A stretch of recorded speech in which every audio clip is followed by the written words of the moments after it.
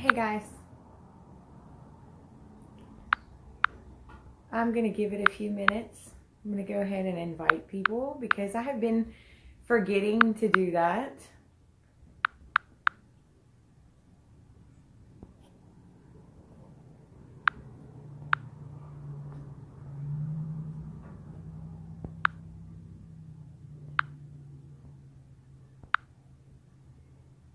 It's going to take me a few more minutes to get started doing it this way, but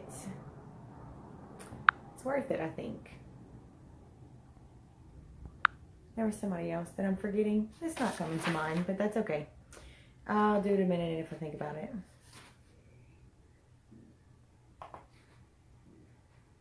So I hope that you guys are growing as much as I am. It's been quite interesting. And, oh, y'all were waiting for me. I knew Brooke was, but look at Lisa go. Today I really kind of struggled with what I wanted to do and what I wanted to speak on. And there was a particular verse that kept coming back to me in relation to other people and other people that just really break your heart, and how you want so much for them and you want them to grow and you want all kinds of things for them because you want them to have the freedom that you have.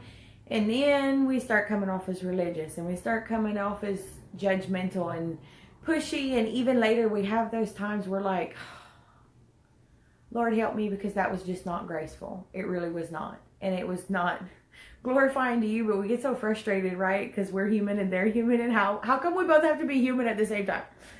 And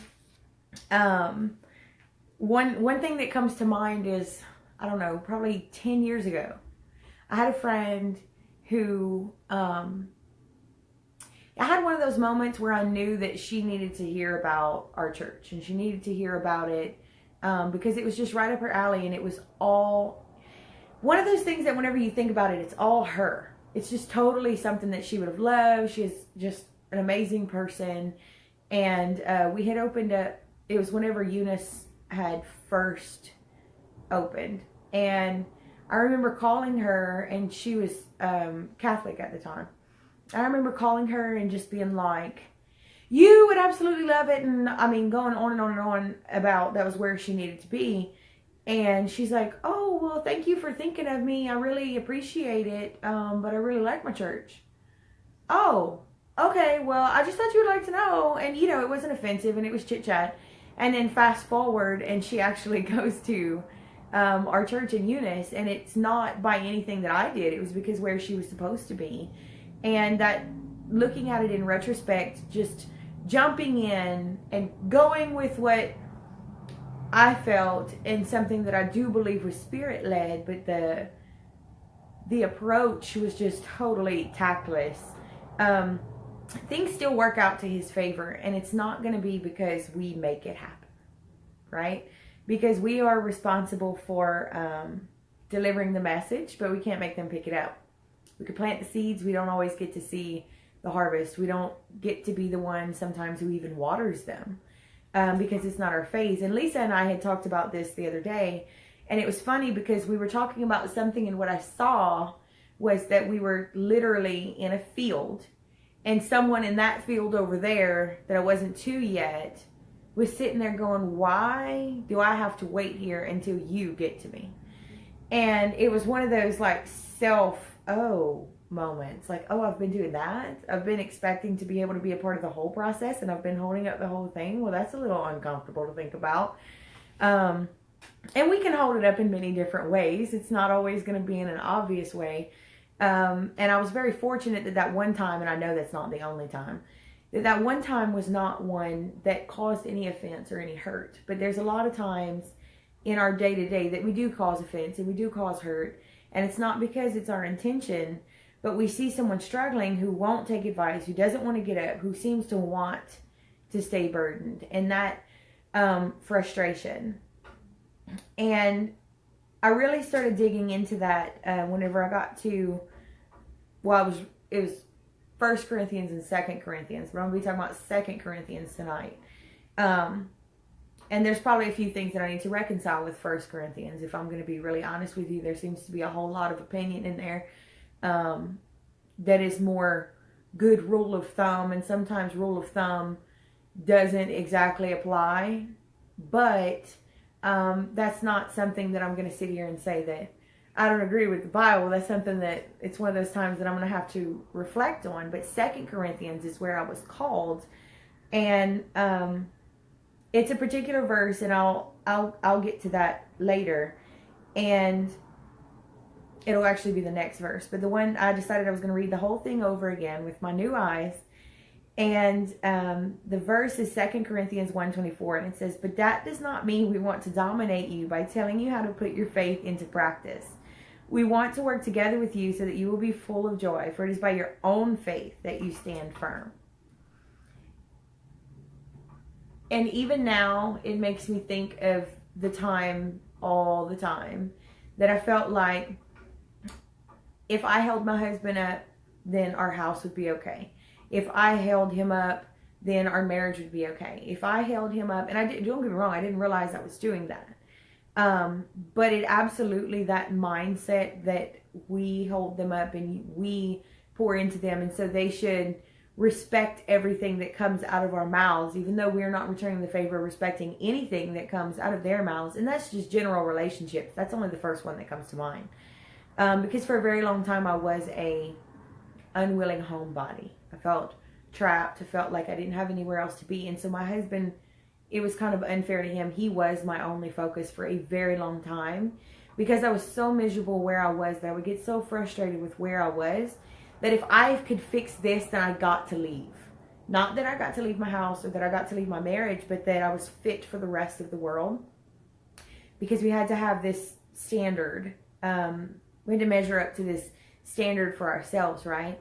And so if we harp on people and harp on people and harp on people, then we get to tell them how to do it. And it's not for us to be holding them up. It's for them to be standing firm. And so whenever we look at what we are planting, are we planting something that they can actually use? Or are we planting something that's not duplicatable? Are we planting something that's from us?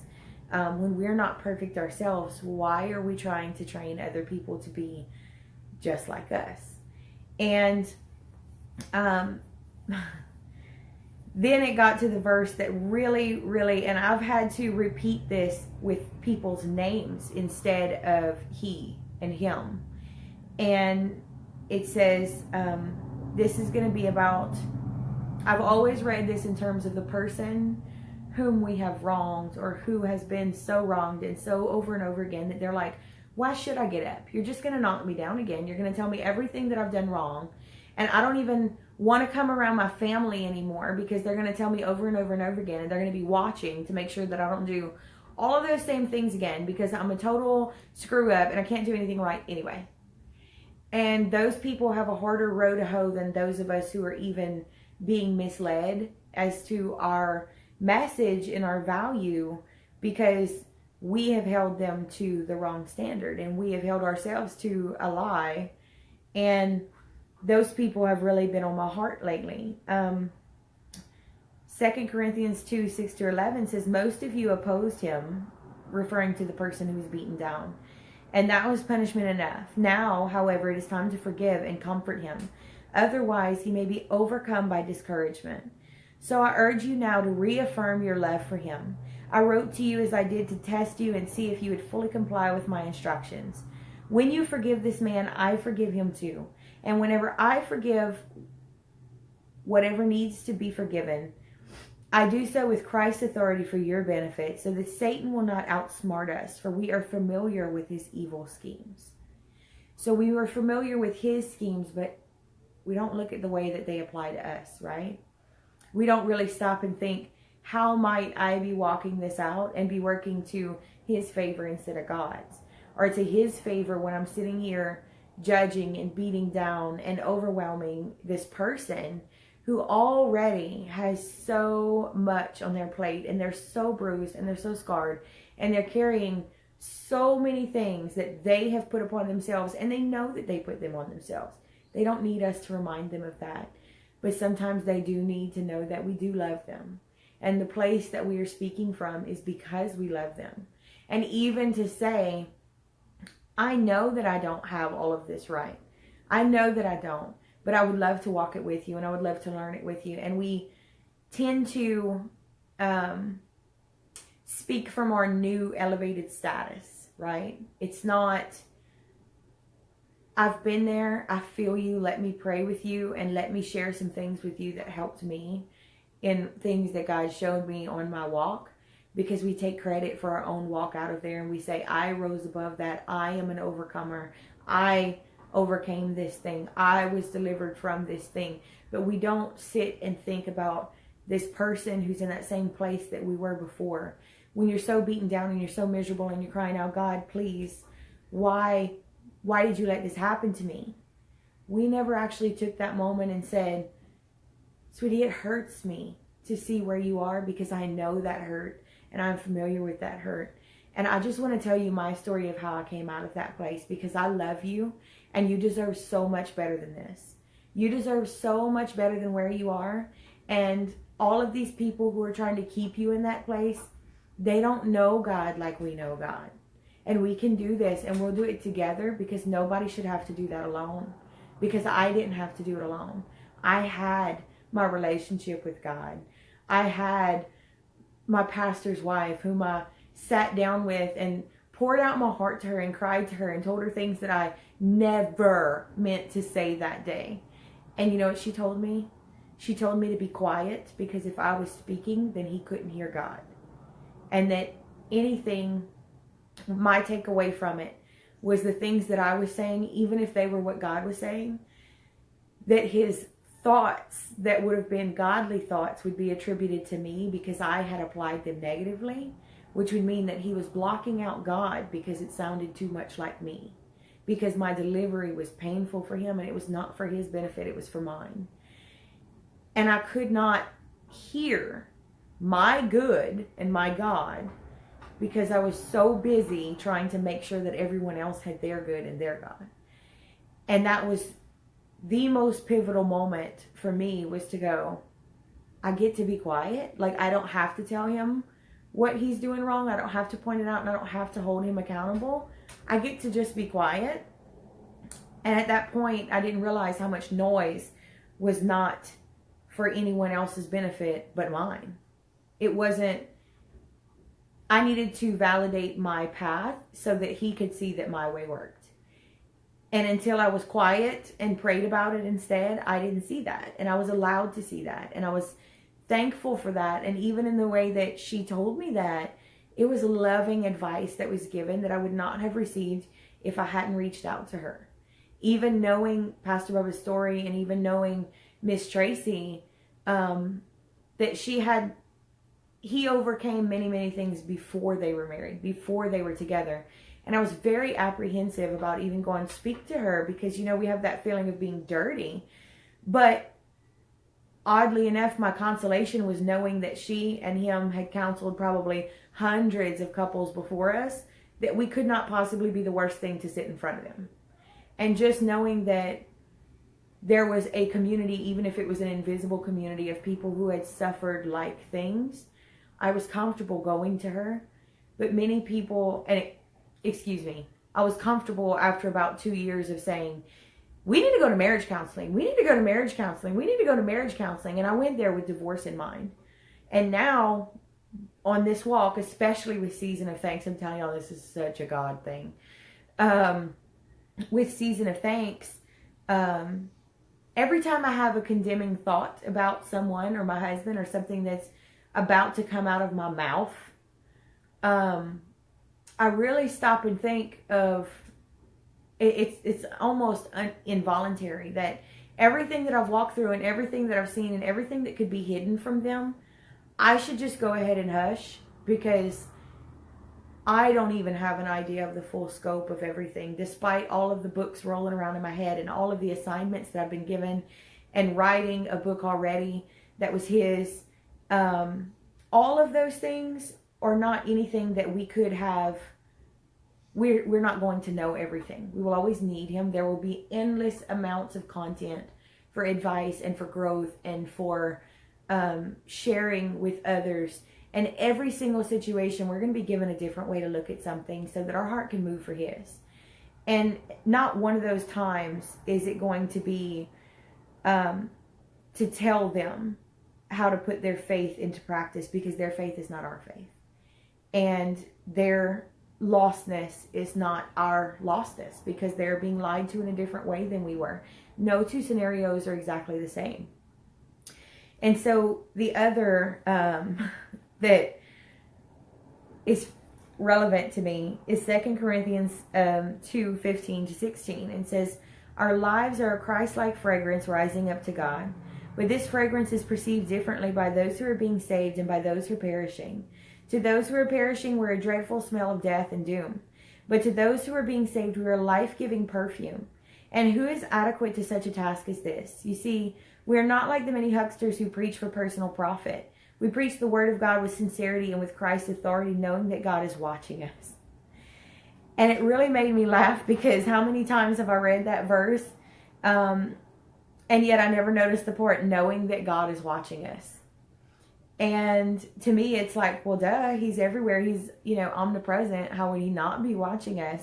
But we fail to take into account that those who are speaking on His behalf are held to a higher standard. And that if we are preaching around self and we're teaching for our own profit, which is self-gratification, ow, again, despite the first time I wrote it, it was an owl then too, then He is watching that, and He knows whether it's with Christ's authority or with our own. And He knows that whether or not that delivery is Spirit-led, and He knows exactly how His people are picking up on it. And the aroma part really, especially with essential oils, I can tell you that whenever you use them, they smell differently to you in different situations. So if you are using something that you are, like clarity is one that there are days that it is overwhelming, even just a drop. It has a very, very, very strong, distinct smell.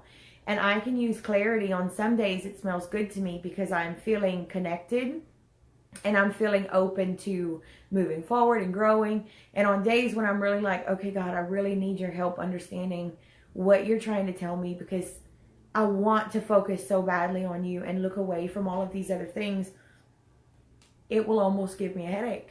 And it's not pleasant. It smells very strongly of licorice on those days, and I really don't like licorice. I think it's the fennel in it. But anyway, whenever they talk about the Christ-like fragrance being perceived differently by those who are being saved and by those who are perishing, and we can use that hint into ways that we are perishing. Okay, God, what is being used against me that is stopping me from your purpose?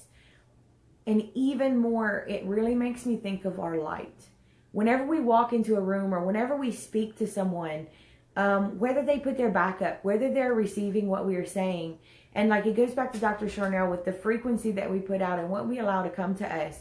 If we are coming off as insincere and our aroma is insincere and it is unpleasant because we are perishing, then it is not a good word that we are planting in these other people, because what we are seeing in them is a reflection of what is in us. And it really, whenever we think of it that way, and we don't think, this person doesn't want to grow. They want to stay where they are. They want to be miserable. And they immediately begin to take offense. We can take that clue and we can say, okay, look, I am new to this and I absolutely do not want to push you in the wrong way because I love you. Please try to understand where I'm coming from, or help me to understand how I can help you to understand this, because this is a relationship. And so today, this is what we're talking about, is relating, right? How we relate and how we should be thankful for that, because we lose that communication in our righteousness and in our pride and in our rebellion. We lose that ability to say, I don't think that I'm saying it the right way, so please give me a little bit of grace, because I want us to be graceful together. And like, I think the best example, even as I had to read my paginated copy again yesterday, And for those of you who don't know, apparently there are people in the publishing world, their only job is to make sure that pages look a certain way and have a certain measurements and have page numbers. Like, that's their job. I didn't even know that was a thing. But you have to review it every single time it comes back. And there was a part that this book was absolutely spirit-led. This is not Becky's book. I'm just going to let you know. The way this book was written was that God would give me a mental picture. And as I would write, this picture would form itself into the way that he wanted it to be. And if it was wrong, I had to scratch it out and rewrite it again until it would move into the way that it was supposed to be. And at one point, I was writing and was talking about waiting for God and how we get so discontented where we are and how we'd feel so many times that he has let us down.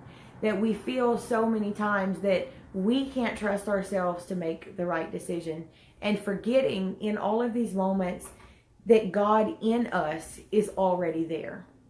And he showed me a man standing almost like at a restaurant where you're waiting on a date to get there. You're waiting on a friend to come and meet you. And so you're sitting at the table and you have your drink and you're just kind of tapping your fingers and you're just waiting and you keep looking at the door. Like, you don't know who's coming, but you know your person whenever they get there. And he would go to the podium and he would ask the host if they were there yet. And then he would go sit back down. He was nervous and he was wanting to leave.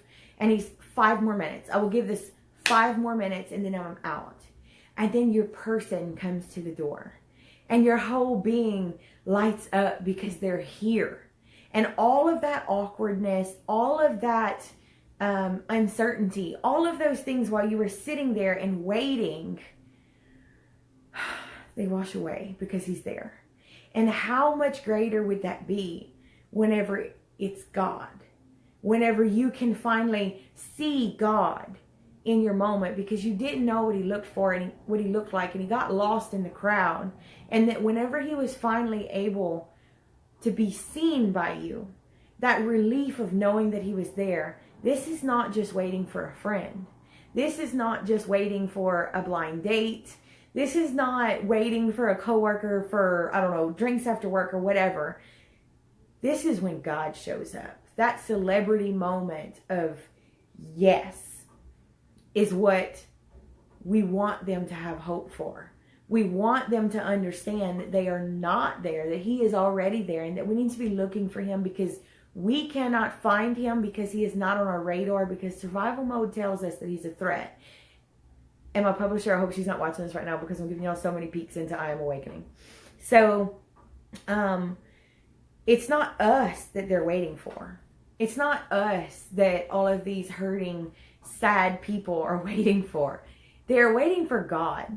And if it's us who gets there, and it's us who says, they're definitely coming, and it's okay, and you just go ahead and just have your seat, get yourself an appetizer, listen to the music, take in the ambiance, see why you're here, just be patient, and he will be here.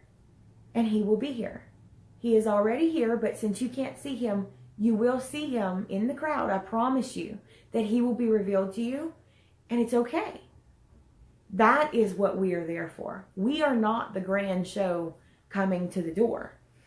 And it goes back to that story. Everybody knows this story. How there's this guy drowning in the ocean. This was the other one that came to mind.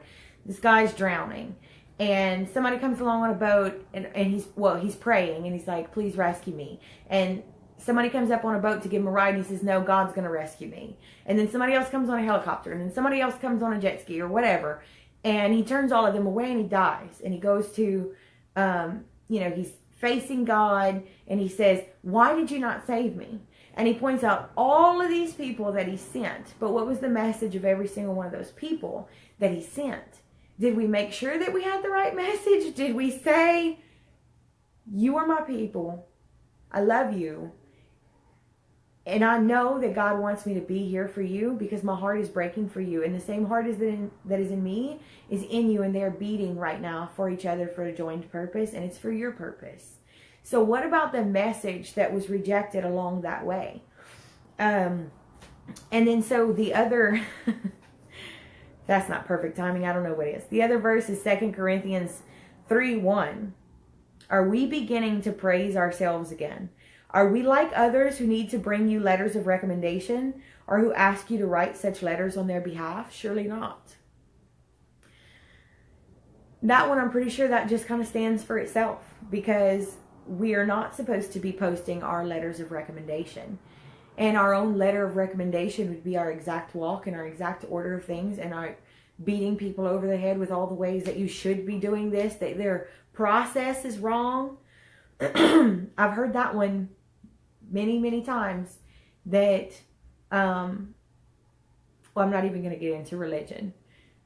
But we are not supposed to be praising ourselves by praising our walk, because our walk is not what refined us or glorified us. It was God's place in our walk. Because I can tell you that I had 8 years. 8. And the Israelites had 40 years in the desert. That walk was not their refining. That walk was their refusing to see what they were supposed to be doing and being punished for it. And so our walk is not what we're supposed to be glorifying and telling people, this is exactly how you have to do it, because I was all the way down here and I rose all the way up here. And so the testimony, yes. The learning, yes. The revealings, yes. The growth, yes, yes, yes, right? But not the how to, because we're not made to know how to. We're made to rely on how to. We're made to rely on I am to guide us in these things. And, oh, my buddy's watching. Hi, Mandrew. Nanny loves you. And so the next verse is, we are pressed on every side by troubles, but we are not crushed. We are perplexed, but not driven to despair. We are hunted down, but never abandoned by God. We get knocked down, but we are not destroyed. Through suffering, our bodies continue to share in the death of Jesus, so that the life of Jesus may also be seen in our bodies. And that one to me is the ideal, like, that's the ideal pep talk. That is, if you could find me at my lowest and someone had said, let me tell you exactly what helped me, and spoke that over me, that is a declaration if I've ever seen one. But also that it is seen in our bodies, in that what our bodies are doing is important. Not just our mouth, but what is our hand doing? Whenever we are giving that 10% that's God's, are we writing a check and calling it done? Are we giving our 10% of our check and calling it done? Are we giving him also 10% of our mind space? Because that's 10% of him too, right? Because he gave us our mental, physical, and spiritual. So are we giving him 10% of our mind space? Are we giving him 10% of our body time? Are we going and meeting people where they are?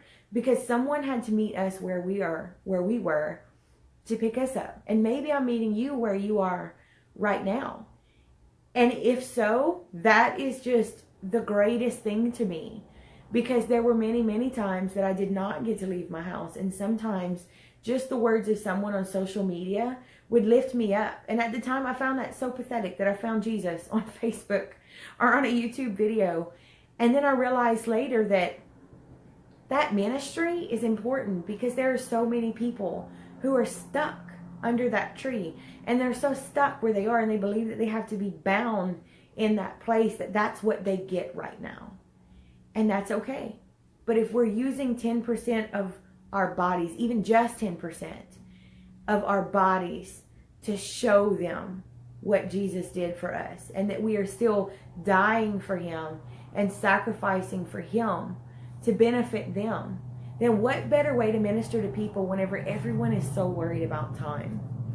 And so the last one is, all of this is for your benefit. And as God's grace reaches more and more people, there will be great thanksgiving, and God will receive more and more glory.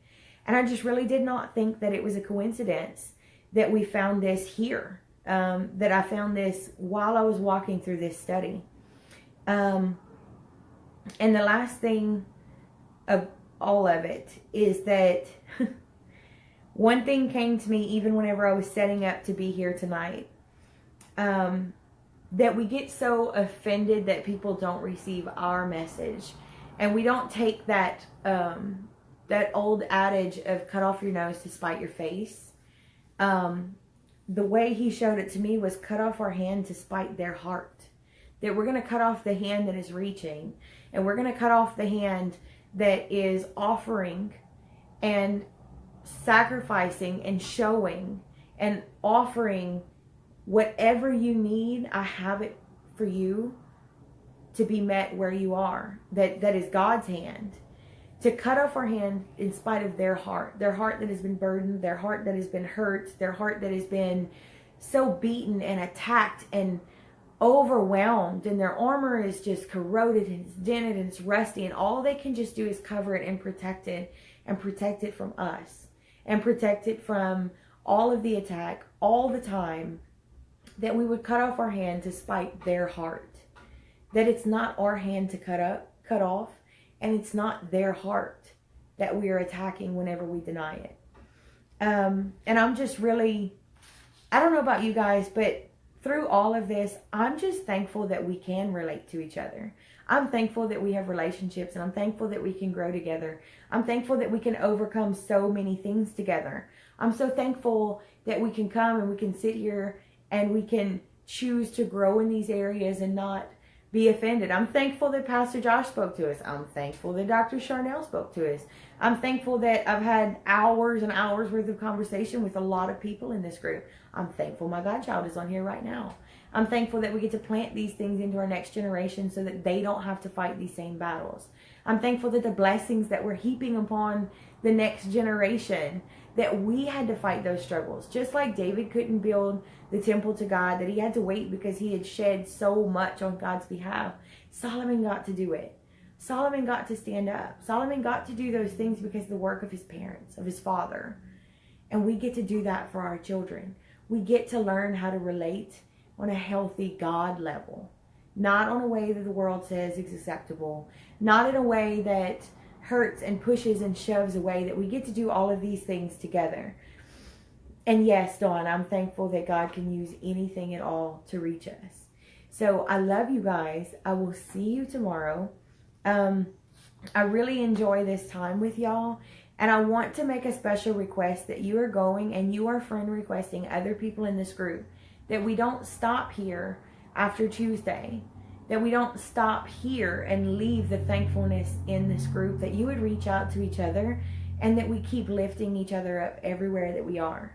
So I love you, and I will see you tomorrow. And you guys are y'all are just my favorite people. I just thought you might like to know that.